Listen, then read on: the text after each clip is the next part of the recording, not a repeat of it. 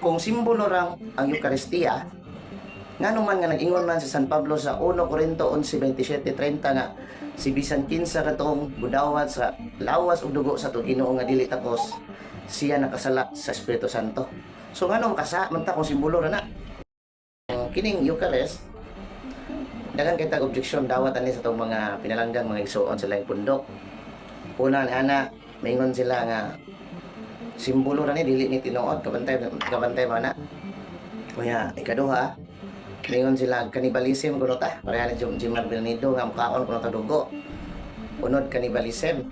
So ani ako ang pag-share about ani nga topic ato ni hinay-nayon pagpasabot unsa man gid ay ang pagtulunan sa simbahan may tungod sa Eucharist. So marita sa by definition, Eucharist, the true body and blood of Christ. So mana ang official teaching sa simbahan, Catechism paragraph 1324 nga ang Eucharistia nagtudlo ang simbahan nga mao ni ang lawas ni Kristo, body, blood of Christ, nga this is the summit of our Christian faith. So mo ni pinakatumoy sa itong pagtuo, mo ni pinakapungkayan sa itong pagtuo, mao santos nga Eucharistia. So sa ilahang usa ko mo procedure pag-discuss about the Eucharist, ato sanggaan og mga tubag ginagmay ang mga objection sa laing pagtuo. Kana pag-ingon bag dili na tinuod, simbolo lang na. Ang pag-ingon nilang simbolo lang na, ato silang mabalikan. Kay naamo na silang pagtulunan nga, kung di mabasa sa Biblia, dili tinuod. So kung mao na dahil lang sakto nga pamaagis pag kabot sa sakto, asa man pud mabasa sa Biblia nga nag-ingon sa Kristo nga, kini mo ang simbolo sa akong lawas. So mo na nga, dili sakto ang ilang pagsabot. Unya, kung simbolo rang ang Eucharistia, nga naman nga nag-ingon man sa San Pablo sa 1 Corinto 11:27-30 nga si bisan kinsa katong budawat sa lawas ug dugo sa to Ginoo nga dili takos, siya nakasala sa Espiritu Santo. So ngano makasa man ta kung simbolo ra na. Nako ni punto prilo. Di ba? Nindot kayo ang logic ba? Kung saon man nato pagkasa sa Espiritu Santo kung simbolo ra din nato di pagkaon. Atong gikaon diha sa Santos nga misa. So na ang Eucharistia, una siya ang tinuod nga lawas og dugo sa ato Ginoong Hesukristo. Kay gusto ang Ginoo nga mag-uban sa kanunay nato. Diba? Ang ato Ginoo misaka na mas langit halos 2,000 na katuig. Unya, lingon siya sa Mateo 28:18-20 nga ako mag-uban kaninyo hangtod sa katapusan sa tanan. Sa usa mang pamaagi mag-uban kanunay ang ato Ginoo dinhi nato. Lingon siya Juan 15:5, wala kami mahimo kung wala ako.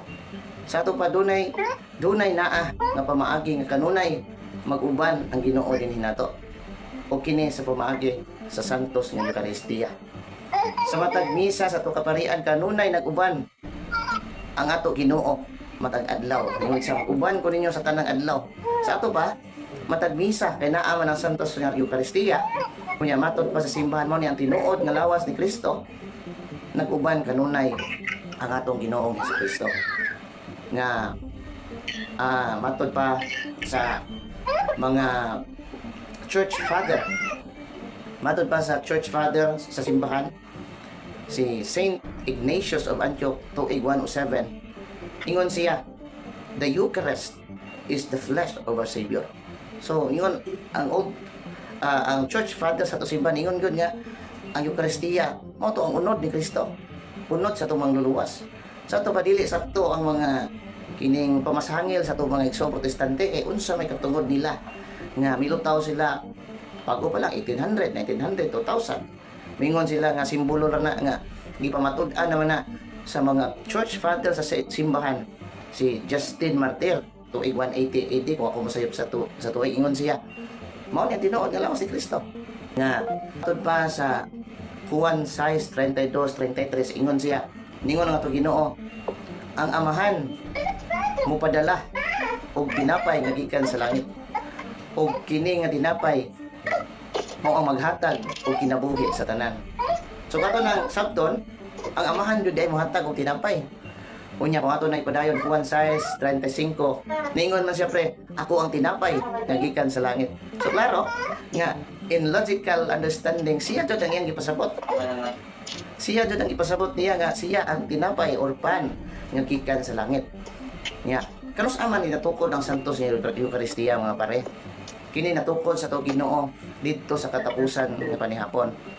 Sa Mateo 26:26 ningon ang to Ginoo, mipikas siya siya sa pan ug bingon siya sa mga tinunan, kini mao akong lawas ug buhata kini agig paghandom nako. Mato consecration prayer nga gitudlo niya sa mga apostoles niya, buhata kini agig paghandom kanako. Mo na ang mga apostoles buhat 27 matag unang adlaw sa semana magtapukan sila pagtipik-tipik sa pan nga gikan sa langit. Now, pangutana karon siguro to mas makuha sa itong unahuna. Kanus naman na yung pan nga nigana sa pare puti raman nga ostiyas, nigana sa pare sa kales bino raman nga humpo. Tinuod ostiyas bino nga humpo ra na, pero human ka panalangini sa pare ang gitawag og transubstantiation, nga ang substance sa ordinaryo nga pan ug bino na ilisan sa lawas ug dugo, sa tinuod nga lawas ug dugo sa ato Ginoong Jesucristo. Mo na gitawag transubstantiation, nga ang reality na usab kuman ka panalangin sa pare nga mingon ta pan ra man gyapon to, puti ra man tong ostiyas. Mo na gitawag siya accidents, nga kung unsa nang accidents mga pre, kung unsa imong nakita sa bino nga nakita color kuha, natilawan color aslom, halang o sa pan ang iyang texture puti, ang iyang timpla ang mo na siya accidents, gitawag na siya sa teolohiya og accidents. Pero di man na mo ay focus na to ang accidents kundi ang realities, kay matod pa God changes the realities over the appearance.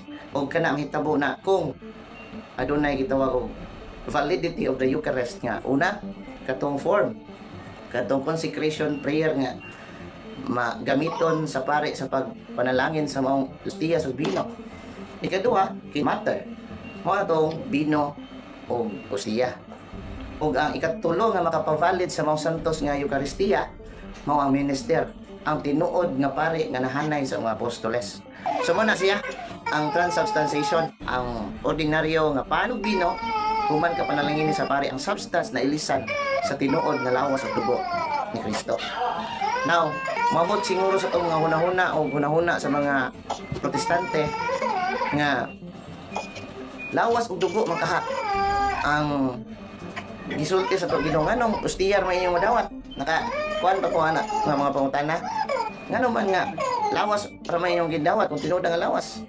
Ang ato ra gitubag na dunay tulo ka tubag nga una kining gitawag og economical reason nga diha sa misa na to pila kagatusan ang manimba niya na di na matabag painom og bino, pila ka litro ginalon drum ang gamiton labi ng anak kag basilika diha sa Santo Niño, di ba daghan ng manimbahay. Kung kana sila paimnon og bino di na mato sa simbahan, ni asa mag-supply ang simbahan og bino. Mo na economical reason. Ay ikaduha kini gitawag hygienic reason nga ang kupa kung ato nang ipatungab tagsa-tagsa sa tanang manimbahay di ka ta mga sakit kisa tong ipanghubak ipangubo. Kaya naman ay kupa kung ang tanan padawaton sa bino mo na itawag hygienic reason nga posible magtakod-takod ang sakit labi na kung ang mutungab doon ay sakit. Ay katulo kining tawag doctrinal reason mo tong concomitance nga ningon ang simbahan bisan asa sa duha ang inyong madawat lawas ug dugo kana ni Kristo, kalag pagkatao o pagka-Diyos ato na dawat bisan ang panra ato gidawat. So kung abino gihapon ang madawat, valid gihapon na siya. Either than dato ang madawat valid nga Eucharist ang ato gidawat, valid nga Kristo ang ato gidawat, literal sacramental nga Kristo ang ato nadawat.